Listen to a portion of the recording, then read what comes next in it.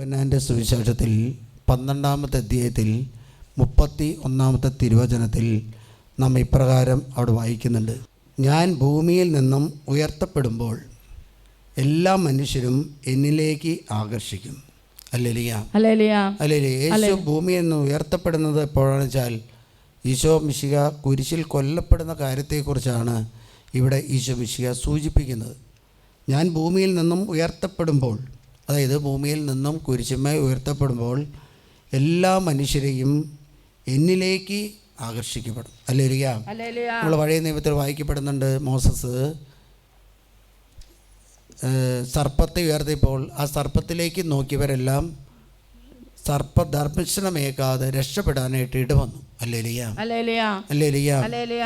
അതേപോലെ തന്നെയാണത് ഈശോ മിശിഹയുടെ മുൻപുള്ള ഒരു അടയാളമാണ്. അതേപോലെ ഈശോ മിശിഹായിലേക്ക് നോക്കുന്നവരെല്ലാം ഈശോ മിശിഹ വഴി രക്ഷപ്പെടുമെന്നുള്ള കാര്യമാണ് ഈശോ ഇവിടെ സൂചിപ്പിച്ചു വച്ചിരിക്കുന്നത്.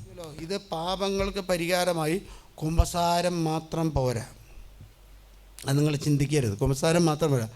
72-ാമത്തെ പേജിൽ ഇപ്രകാരം പറയാണ്, ഓരോ പാപവും നമ്മുടെ ആത്മാവിനെ രോഗാതുരമാക്കുന്നു, വികൃതമാക്കുന്നു, ക്ഷയിപ്പിക്കുകയും ചെയ്യുന്നു.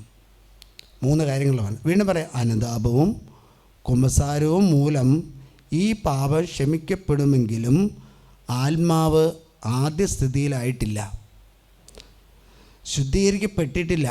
കാരണം എല്ലാ പാപവും ആത്മാവിൽ ഈ ലോകത്തോടോ ലോകവസ്തുക്കളോടോ ജഡത്തോടോ ജഡിക പ്രവണതകളോടോ താല്പര്യവും അടുപ്പവും ജനിപ്പിക്കുന്നുണ്ട്.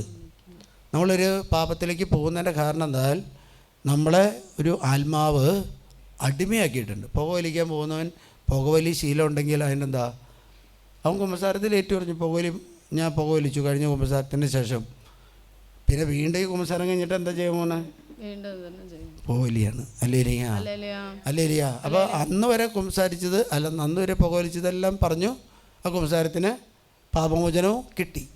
പക്ഷേ ആത്യന്തികമായിട്ട് അതൊരു ഡെലിവറൻസ് കിട്ടിയിട്ടില്ല.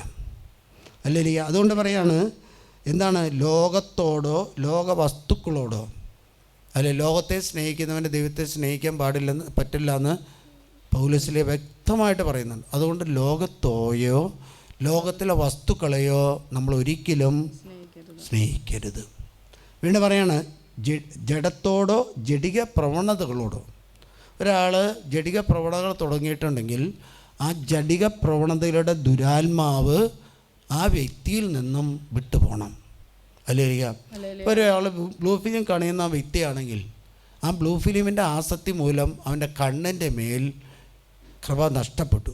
കാരണം എന്താ, കണ്ണിൻ്റെ മേൽ കൃപയുണ്ടെങ്കിൽ, അഭിഷേകമുണ്ടെങ്കിൽ പിന്നെ നമുക്ക് ആരെ നോക്കുമ്പോഴും വിശുദ്ധിയോട് നോക്കാൻ സാധിക്കും. കണ്ണിൻ്റെ കാഴ്ച മങ്ങിക്കഴിഞ്ഞാൽ, കണ്ണിന് മലിനത വന്നു കഴിഞ്ഞാൽ പിന്നെ നമ്മുടെ നോട്ടങ്ങളെല്ലാം മാറിപ്പോകും. ഹല്ലേലൂയ. അതുകൊണ്ടാണ് നമ്മൾ മഞ്ഞക്കണ്ണട വെച്ച് നോക്കുന്നവരെല്ലാം മറ്റുള്ളവരെല്ലാം മഞ്ഞച്ചിരിക്കുന്നു, അവൻ മാത്രം മഞ്ഞയ്ക്കാത്തുള്ളൂ. കാരണം അവൻ്റെ കണ്ണാടിയോ മഞ്ഞപ്പാണ്. അതുകൊണ്ട് ആ മേഖലയിൽ നിന്നും പിന്തിരിയണം. മാതാപിതാക്കന്മാർ രഹസ്യമായിട്ട്, ഭാര്യ ഭർത്താക്കന്മാർ രഹസ്യമായിട്ട് ജഡിക പാപങ്ങൾ കണ്ട് ദാമ്പത്യ ബന്ധത്തിലേക്ക് പോയിട്ടുണ്ടെങ്കിൽ ആ ജനിക്കുന്ന കൊച്ച് ആ ജഡിക പ്രവണതയിൽ തന്നെ ജനിക്കുന്നത്, ആത്മാവിൻ്റെ പ്രവർത്തനമല്ല. റോമാക്കാരൊക്കെ എഴുതിയ ലേഖനത്തിൽ 8-ാമത്തെ അധ്യായത്തിൽ 7 തൊട്ടുള്ള വാക്യങ്ങളിൽ വ്യക്തമായിട്ട് പറയുന്നു, ജഡിക താല്പര്യങ്ങളിൽ മുഴുകിയിരിക്കുന്ന മനസ്സ് ദൈവത്തിന്റെ ശത്രുവാണ്. അത് ദൈവത്തിന്റെ നിയമത്തിന് കീഴ്പ്പെടുന്നില്ല, കീഴ്പ്പെടാൻ അതിന് സാധിക്കുകയുമില്ല. മനസ്സിലായോ? ഇത് നമുക്ക് കുറേ കാര്യങ്ങളുണ്ട്. അതുകൊണ്ടാണ് ജഡിക പ്രവണതയുടെ താല്പര്യവും അടുപ്പവും ജനിപ്പിക്കുന്നുണ്ട്. പാപമോചനത്തിന് ശേഷം ഈ താല്പര്യം നിലനിൽക്കും. മാമോദീസ ചെയ്തതിന് ശേഷവും കുമ്പസാരം ചെയ്തതിന് ശേഷവും ഈ താല്പര്യം അവനിൽ നിലനിൽക്കും. അതുകൊണ്ട് എന്താണെന്ന് വെച്ചാൽ അത്ഭുതകരമായ വിടുതൽ ദൈവം തന്നില്ലെങ്കിൽ ഈ പാപാസക്തിയെ തുടച്ചു നീക്കേണ്ടതുണ്ട്. അപ്പോൾ അത്ഭുതകരമായ ഡെലിവറൻസ് നൽകുന്നത് ആരാണെന്ന് വെച്ചാൽ ഈശോ മിശിഹ. അതുകൊണ്ട് പറയാം, അത്ഭുത വിടുതൽ കിട്ടണം. ഇല്ലെങ്കിൽ എന്താണ്, പാപാസക്തിയെ തുടച്ചു നീക്കണം. പാപാസക്തിയെ തുടച്ചു നീക്കാൻ എനിക്കോ നിങ്ങൾക്കോ സാധിക്കില്ല. അതുകൊണ്ട് വീണ്ടും പറയാം, അതുകൊണ്ട് എന്ത് ചെയ്യണമെന്ന് വെച്ചാൽ അത് പ്രാർത്ഥന, പരിത്യാഗം, പശ്ചാത്താപം, സഹനം, ദാനധർമ്മം, ഉപവിപ്രവൃത്തികൾ, ഉപവാസം ആദിവയിലൂടെയാണ് അത് നടക്കുന്നത്. അപ്പോൾ നമുക്കൊരു വിടുതൽ കിട്ടിയില്ലെങ്കിൽ നമ്മൾ എന്ത് ചെയ്യുന്നത് വെച്ചാൽ പ്രാർത്ഥിക്കാൻ തയ്യാറാകണം. 110-ാം സങ്കീർത്തനം വലിയ ഗൗരവമുള്ളതാണ്. ഒരു മാതാവും പിതാവും കർത്താവിൻ്റെ അടുത്ത് പ്രാർത്ഥിക്കാനിരുന്നാൽ അതിൻ്റെ 1-2 തിരുവചനം, ഞാൻ നിൻ്റെ ശത്രുക്കളെ നിന്റെ പാദപീഠമാക്കോളും നീ എൻ്റെ വലതുഭാഗത്തിരിക്കുക. 3-4 വചനം എന്താണെന്ന് വെച്ചാൽ വിശുദ്ധ പർവ്വതത്തിലേക്ക് നീ സേനയെ നയിക്കുന്ന ദിവസം നിന്റെ ജനം മടികൂടാതെ തങ്ങളെ തന്നെ നിനക്ക് സമർപ്പിക്കും. ഉഷസിന്റെ ഉദരത്തിൽ നിന്നും മഞ്ഞെന്ന പോലെ യുവാക്കൾ നിന്റെ അടുത്തേക്ക് വരും. നിങ്ങളുടെ വീട്ടിലെ മക്കൾ എവിടേക്കും കർത്താവിലേക്ക് വരും. ഹല്ലേലൂയ. അതുകൊണ്ട് വെയിറ്റിംഗ് ഷെഡിൽ പോയിരുന്നിട്ട് കാര്യമില്ല, സിനിമാ തിയേറ്ററിൽ പോയിരുന്ന കാര്യമില്ല, അല്ലെങ്കിൽ വലിയ മാളുകളിൽ ഇരുന്നിട്ട് കാര്യമില്ല, അല്ലെങ്കിൽ റെസ്റ്റോറൻറ്റിൽ പോയിരുന്ന മണിക്കൂറിൽ ഇരുന്നിട്ട് കാര്യമില്ല, ചീട്ട് കളിക്കാൻ പോയിരുന്നിട്ട് കാര്യമില്ല. മക്കൾ മാറണമെങ്കിൽ എവിടെ ഇരിക്കണം എന്ന് വെച്ചാൽ കർത്താവിൻ്റെ അടുത്തിരിക്കണം.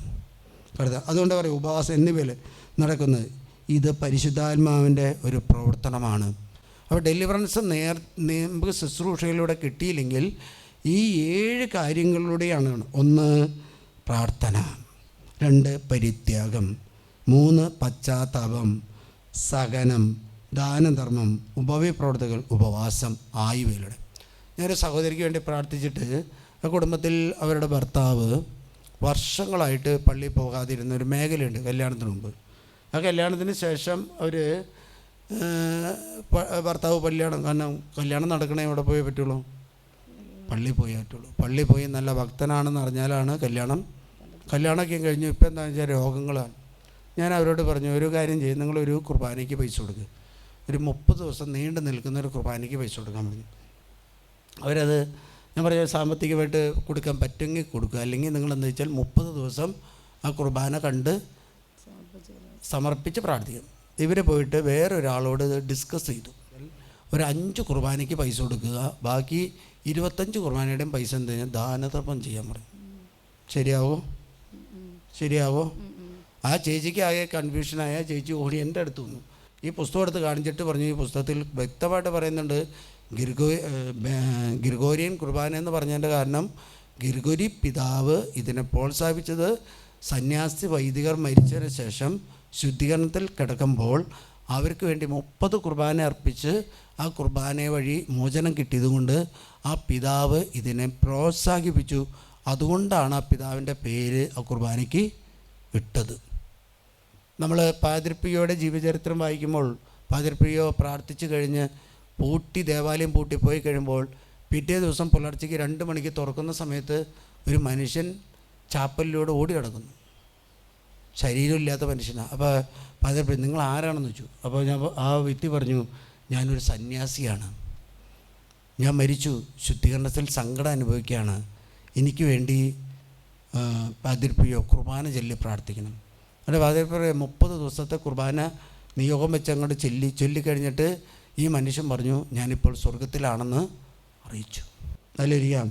അതുകൊണ്ട് തുടർന്ന് വരുന്ന എന്താണെന്ന് വെച്ചാൽ ഇതിൽ പറയുന്നത് ഇങ്ങനെയാണ്, പാപം ചെയ്തു കഴിഞ്ഞാൽ പാപം ദൈവത്തിൻ്റെ നീതിയെയും വിശുദ്ധിയെയും അതിക്രമിക്കുന്നതിനാലും മനുഷ്യനോടുള്ള ദൈവത്തിൻ്റെ സൗഹൃദത്തെ പുച്ഛിച്ച് തള്ളുന്നതിനാലും അതിന് 2 വിധത്തിലുള്ള പരിണതഫലങ്ങൾ. ഒന്നാമത് അത് ഗൗരവമേറിയതെങ്കിൽ ദൈവവുമായുള്ള ഐക്യം ഇല്ലാതായി. ഹല്ലേലൂയ. അതിൻ്റെ ഫലമായി നിത്യജീവൻ്റെ അവകാശത്തിൽ നിന്നും പുറത്താക്കുകയും ചെയ്യും. അങ്ങനെ പാപത്തെ നമ്മൾ നിസ്സാരമായിട്ട് കാണരുത് എന്നുള്ളതാണ്. ഈ ധ്യാനകേന്ദ്രത്തിൽ ഇത്രമാത്രം സൗഖ്യം നൽകിയത് ഇവിടെയുള്ള ശുശ്രൂഷകരുടെ കഴിവോ ഇവിടെയുള്ള വൈദികരുടെ കഴിവോ ഇവിടെയുള്ള സന്യസ്തരുടെ കഴിവല്ല, മറിച്ച് ഇത് കരുണയുടെ ആലയമാണ്. ഇത് വെഞ്ചരിച്ച സമയത്ത് 2021 വെഞ്ചരിച്ച സമയത്ത് ഒരു ഫെബ്രുവരി മാസം 11 വെഞ്ചരിച്ച പിതാവ് കയറി നിന്നിട്ട് വെഞ്ചരിക്കുന്ന സമയത്ത് പറഞ്ഞാൽ ഇത് കരുണയുടെ ആലയമായിട്ട് തീരും. അന്ന് തന്നെ 2-3 കുടുംബങ്ങളിൽ മാരകമായ രോഗം സൗഖ്യപ്പെട്ടു. അല്ലേരിയാം. അതുകൊണ്ട് ഞാൻ ഇപ്രകാരമാണ്, നിങ്ങൾ ആലയത്തിൽ വന്ന് പ്രാർത്ഥിക്കുന്നുണ്ടെങ്കിൽ നിങ്ങൾ ഈ തുടർന്ന് വരുന്ന എന്താ, നിങ്ങൾക്ക് വിടുതൽ കിട്ടിയില്ലെങ്കിൽ പക്ഷേ ഇത് വിടുതലിൻ്റെ ആലയമാണ്, വിടുതലിൻ്റെ ആലയം. ഇവിടെ വന്ന് ആഗ്രഹിച്ച് പ്രാർത്ഥിക്കുന്നവരാരും നിരാശരായിട്ട് നിരാശരായിട്ട് പോയിട്ടില്ല. അല്ലേ ഇരിക്കുക.